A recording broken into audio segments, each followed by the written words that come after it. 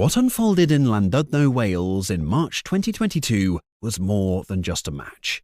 It was a battle that had fans on the edge of their seats, commentators running out of superlatives, and even the players themselves admitting they'd just been part of something extraordinary. This was Ronnie O'Sullivan and Mark Williams, two giants of snooker from the legendary class of '92, trading blow after blow in what would become one of the most intense deciders the sport has ever witnessed. And honestly, the way this match played out still gives people chills. Let's set the scene properly here. The 2022 Tour Championship at Venue Cymru wasn't just any tournament. Only the top 8 players in the world get an invitation and make every single match a battle between the absolute best in the business. Ronnie O'Sullivan, the Rocket himself, was about to reclaim the world #1 spot for the 5th time in his career.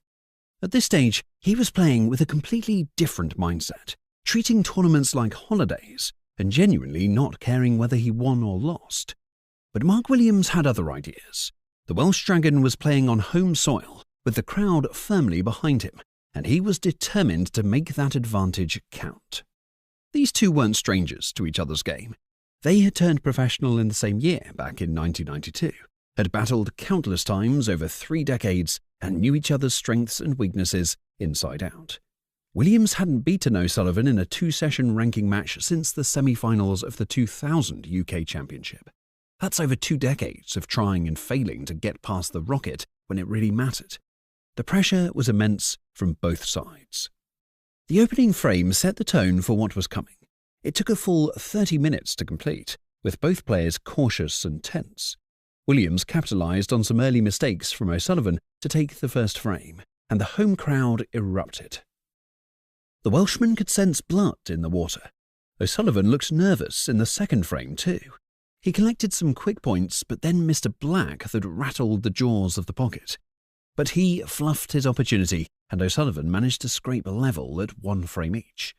That missed chance seemed to wake something up in O'Sullivan. A fabulous long pot of a red gave him the confidence boost he desperately needed, and he edged into the lead at 2 frames to 1. Then came the moment that reminded everyone why O'Sullivan is called the greatest player of all time. What happened in the 4th frame put any memories of his shaky start firmly in the past.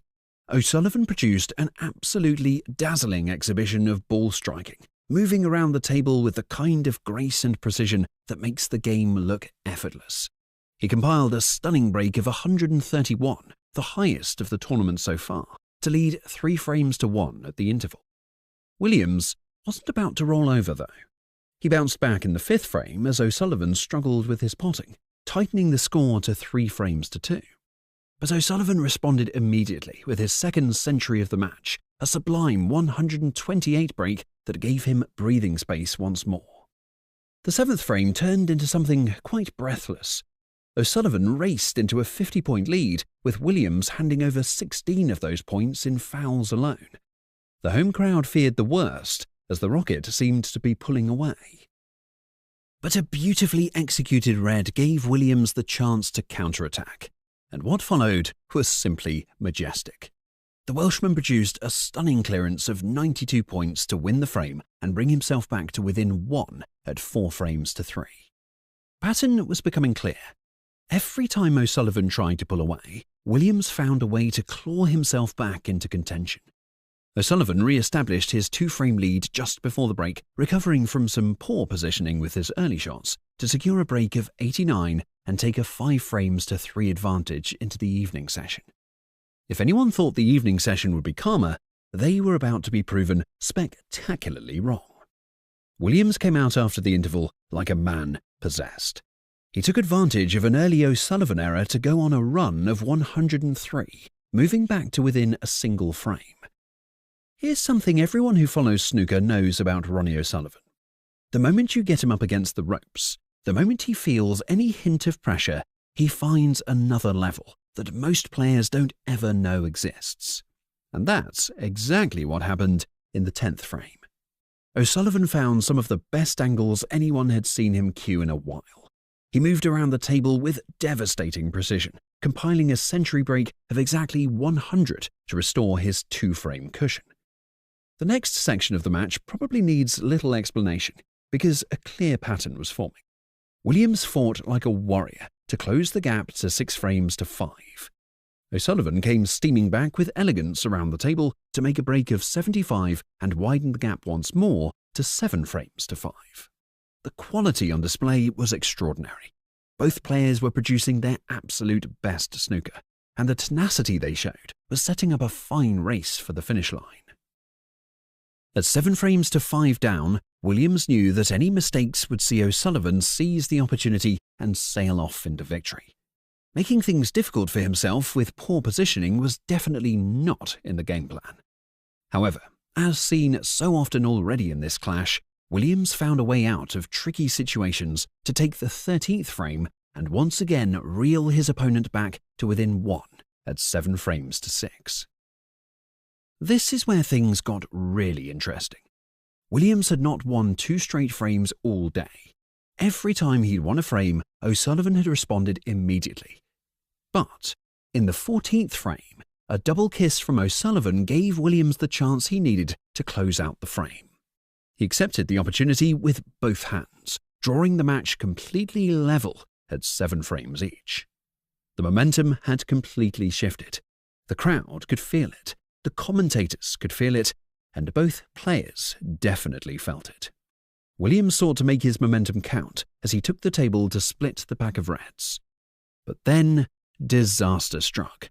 He saw the pink ball drop into the pocket accidentally, giving O'Sullivan the chance to step up and punish him. The Rocket didn't need a second invitation. He scored another century break, his 4th of the match, to regain the lead at 8 frames to 7. But Williams fought straight back, with incredible calmness, showing the mental strength that had made him a 3-time world champion. He levelled the match at 8 frames each, taking the contest to a best-of-3 shootout. The pressure at this point was absolutely suffocating. Neil Robertson was waiting in the semi-finals for whoever won this match. Both players had vast experience and knew exactly how one miscue could give their opponents the edge they needed to reach 10 frames. Some players would have played tentatively at this point, trying not to make mistakes rather than trying to win frames. But O'Sullivan and Williams are not those kinds of players. O'Sullivan smashed out a quite magnificent break of 127 in the 17th frame, his 5th century of the match, to move within 1 frame of victory at 9 frames to 8.